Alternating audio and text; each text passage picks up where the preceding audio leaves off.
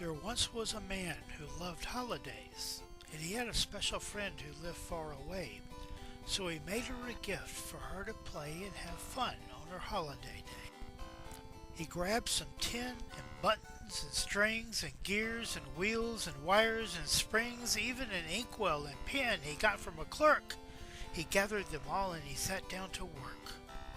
He hammered and screwed and twisted and taped. He bent the tin till it seemed it would break.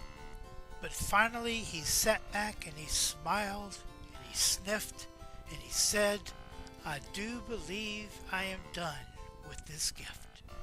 So he looked till he found a box that was right and he packed it real careful and string-tied it tight.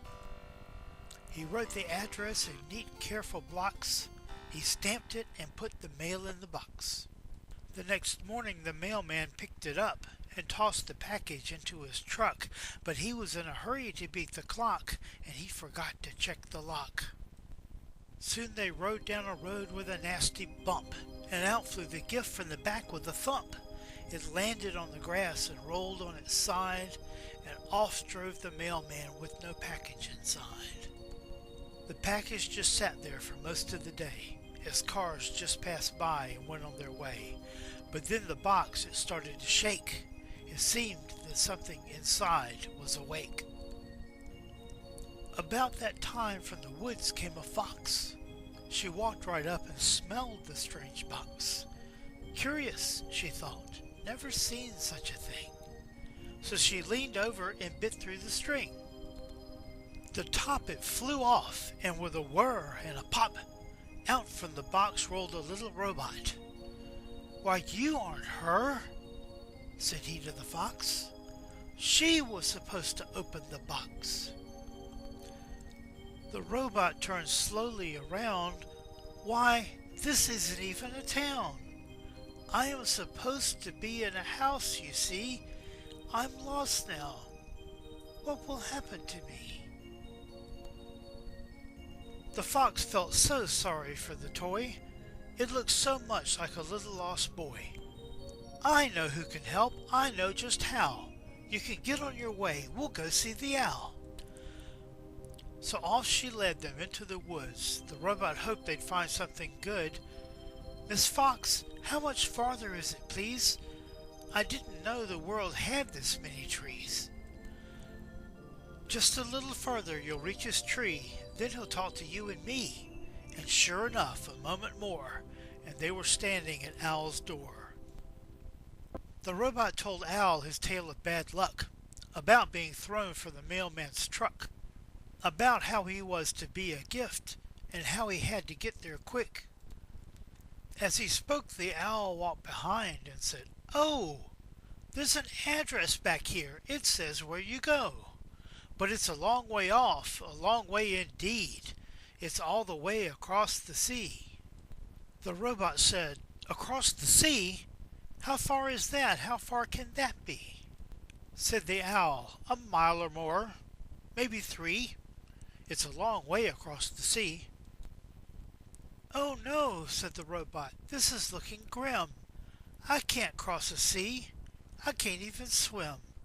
Can you help me make the trip?" "Yes," said the owl, "we'll build you a ship." The very next day a call went out to all the forest animals about. They met at the beach with odds and ends to make a boat to put the robot in.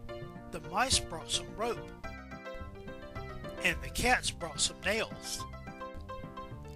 The bears brought some boards, and the ducks brought some sails and even some styrofoam to make it float.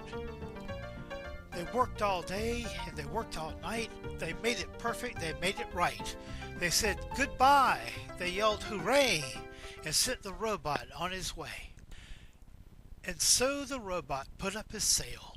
"With such a boat I cannot fail. A mile or 2 or maybe 3, and she will be waiting there for me."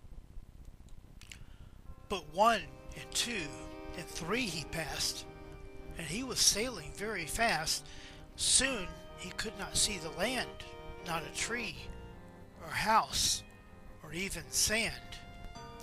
The waves got bigger and bigger than that, and even his boat was tossed like a hat. But he never lost hope, never despaired, and this brave robot never was scared. "I've gone 10 miles, he started to say, after some hours on his way, but he saw something big as he pulled on his sail. "It's very, very big. I think it's a whale." The whale was so big he couldn't see the robot and boat as they tried to flee. The whale opened his huge mouth, and with a whoosh and a glup, he swallowed the boat and the robot right up. Down in the whale the robot tumbled. He bounced back and forth as his poor boat crumbled. He landed in a stinky, icky, dark pool of fish and yuck and smelly whale drool. "Oh no," said the robot, "I'm hopelessly lost. I can do nothing but sit and get tossed." He hung his head and stood right there. He saw no reason to walk anywhere, and so he stood for 3 whole days, while the whale swam about on his whaleways. Then all of a sudden the whale's blowhole blew, and the robot shot out with the rest of the spew. He flew through the air like a bird. He saw land and landed on his wheel in the sand. As perfect a landing as ever you'll see, like an acrobat lands, ta-da and whoopee. He looked around from right where he stood. The trees were all different. It wasn't the wood. The wind was warm. The sand was white. He might still be in a terrible plight. He rolled down the beach till he came to a crab, who grabbed something from the sand with a stab. "Excuse me," said he, "I'm badly astray. Could you tell me where's her house for the holiday day?" "Her house?" said the crab. "There's no her that lives here. Just crabs and seagulls. It's perfectly clear this island's deserted. It's too small a kind to look at, and no house to find." The robot was sad. He'd been through such trial to see her face and holiday smile. But since tomorrow was holiday day, he couldn't get there. There just was no way. He sat on the sand and watched the sunset. Though he was sad, it was prettiest yet.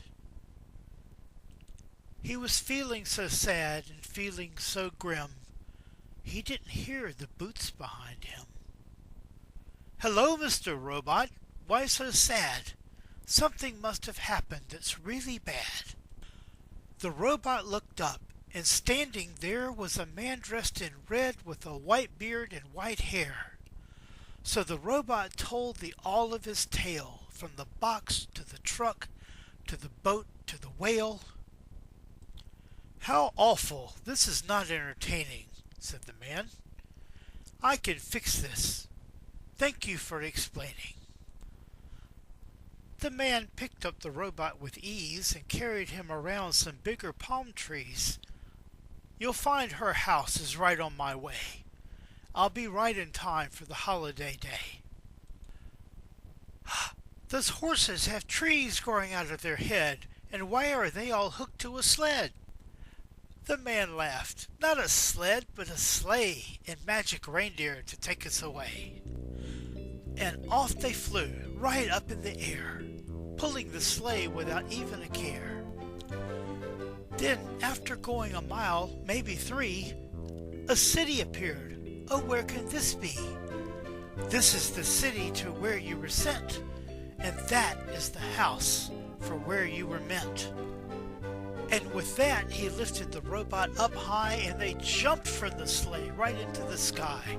They plunged toward the house and right through a flume, and the robot found himself standing in her living room. "How did you do that?" he said to the man. The man smiled very big. "My magic can." He took the robot and posed him just right, put him in place, and said, "Stay here all night." He winked and he smiled and he made his face wrinkle, and wiggled his nose and was gone in a twinkle. The robot sat still until the dawn.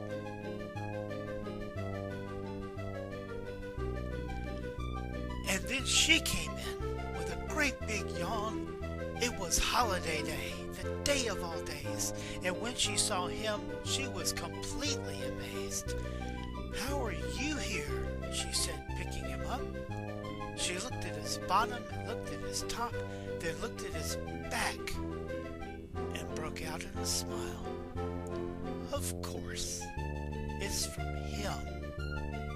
I knew all the while."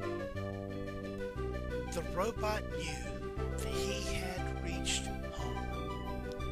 No matter how far and long he had roamed, this house was his special place. And forever after, he had a smile on his face.